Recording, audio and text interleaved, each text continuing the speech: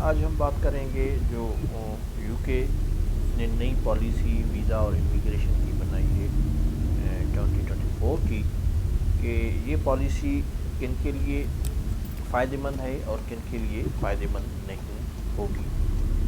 سب سے پہلے تو میں جو کچھ پوائنٹس پالیسیز کی مین ہیڈنگس ہیں وہ ان لسٹ کر رہا ہوں، اس کے بعد ہم اس پر ڈیٹیل میں بات کریں گے۔ کہ فرسٹ جو اسکل ورک ویزا تھا ان کی ابھی انہوں نے منیمم سیلری جو بڑھا کر کی ہے وہ ہے 38,700 پر اینم پر ایئر۔ اس کے بعد ہے ہیلتھ اور care and education. Health care اور ایجوکیشن کی بھی انہوں نے بڑھا کر ابھی منیمم جو سیلری رکھی ہے وہ ہے 30,960 پر اینم۔ اور اسپاؤس ویزا جو آلریڈی یہاں پر یو کے سٹیزن ہے، اگر وہ اسپاؤس بلانا چاہتا ہے کسی اور کنٹری سے تو اس کے لیے بھی منیمم جو انہوں نے انکم ہے وہ ہے 29,000 پر ایئر۔ اور جو اسٹوڈنٹس ہوتے ہیں یہاں انڈر گریڈ کرتے ہیں، انڈر گریجویٹ اسٹوڈنٹس یا ماسٹرس کر رہے ہیں، they are not allowed to bring their families spouse۔ اور اس کے بعد لاسٹ یہ ہے جو لوگ ایلیگل آ رہے ہیں، ایلیگلی انٹر ہو رہے ہیں برطین میں، یو کے میں، ان کو بالکل ہی ابھی ازائلم نہیں ملے گا، ان کو سیدھا روانڈا بھیج دیا جائے گا، گورنمنٹ نے یہ ڈیسائیڈ کر دیا ہے۔ اور لاسٹ پوائنٹ یہ ہے کہ جو NHS چارجز فیس ہوتی ہیں وہ بھی بڑھا کر 1035 پر اپلیکنٹ پر ایئر کر دی گئی ہے۔ یہ تو تھی یو کے کی مین پالیسیز۔ ابھی سوال یہ ہے کہ جو اسکلڈ ورک ویزا ہے اس کی انہوں نے کیوں سیلری بڑھائی ہے۔ اس کی مین ریزن یہ ہے کہ یو کے نیڈس ہائیلی اسکلڈ پیپل، جس کے پاس اسکلڈ ہوگی وہ یو کے آئے گی۔ اور دوسرا جو انہوں نے کچھ رعایت کی ہے ہیلتھ کیئر اور ایجوکیشن میں، اس کی جو منیمم سیلری ہے وہ کم رکھی ہے، مگر ایٹ دا سیم ٹائم ان کے لیے جو ڈس ایڈوانٹیج ہے کہ وہ اپنے ڈپینڈنٹ اسپاؤس یا چلڈرین بلا سکیں گے۔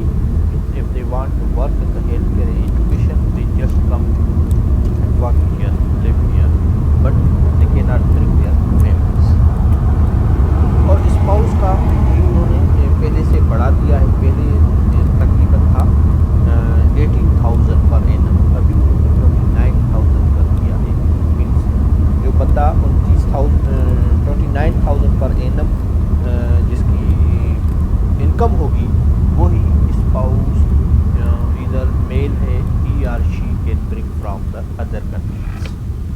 سب سے جو زیادہ یہاں نقصان ہوا ہے وہ ہوا ہے اسٹوڈنٹس کا، کیونکہ پہلے اسٹوڈنٹس اپنی اسپاؤس چلڈرین سب کچھ لے کر آتے تھے یہاں پر، اگر وہ انڈر گریجویٹ پڑھ رہے ہوتے تھے یا ماسٹرس کر رہے ہوتے تھے، کیونکہ یہ سب سے یو کے ان کے لیے بہت ہی اٹریکٹیو تھا، اٹریکٹیو پلیس تھی پڑھنے کے لیے، کام کرنے کے لیے اور سٹیزن یا یہاں مستقل رہائش حاصل کرنے کے لیے، مگر وہ بالکل ہی ان کے لیے ختم ہو گئی۔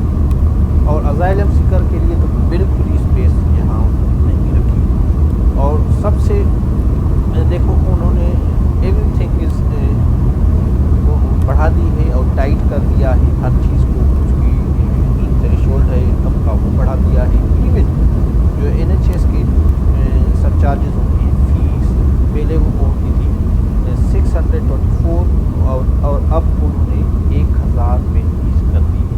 اس میں سے تو یہ لگ رہا ہے کہ جو یو کے گورنمنٹ ہے they don't need any people from third world countries, وہ ڈسکریج کر رہے ہیں کہ ہمارے پاس نہ ہو، کیونکہ ابھی یو کے میں بھی انفلیشن ہے، یو کے میں مہنگائی ہو چکی ہے، یہاں بھی جابس نہیں ہیں، کافی سارا جو ہے وہ ہیلتھ کیئر میں لوگ آ گئے ہیں یو کے میں جن کے پاس ابھی کام نہیں ہے، وہ بہت پریشان ہیں۔ تو یو کے نے جو ریوائز پالیسی کی ہے 2024 کے لیے یہ بالکل ہی سخت بنائی ہے، وہ ڈسکریج کر رہے ہیں کہ کم از کم لوگ آئیں، کیونکہ جو اسٹیٹسٹکس ہے وہ لاسٹ ایئر کی وہ بتا رہی ہے کہ 70,000 مور پیپل ڈپینڈنٹس کے فارم میں UK میں داخل ہو چکی ہے.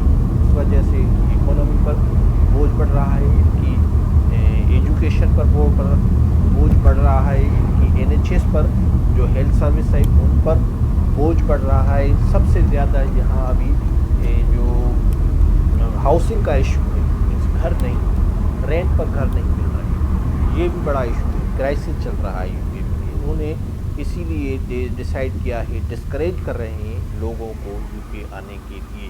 اس کا امپیکٹ نیگیٹیولی تو پڑ رہا ہے یونیورسٹیز پر.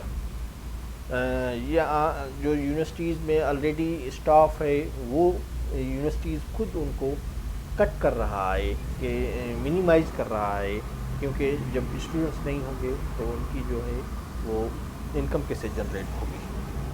تو ابھی جو بھی آنا چاہتا ہے UK میں تو اس کو نئی پالیسی کو اچھے طریقے سے پڑھنا چاہیے، سمجھنا چاہیے کیا آپ کے لیے یوزفل ہے یا نہیں ہے، کیا آپ اس میں فٹ آ رہے ہیں یا نہیں آ رہے ہیں. Then you decide to work, live اور get education in the UK. اگر اس سے ریلیٹڈ کوئی آپ کو سوال ہے، کوئی کنفیوژن ہے تو you can ask in a comment. Thanks again.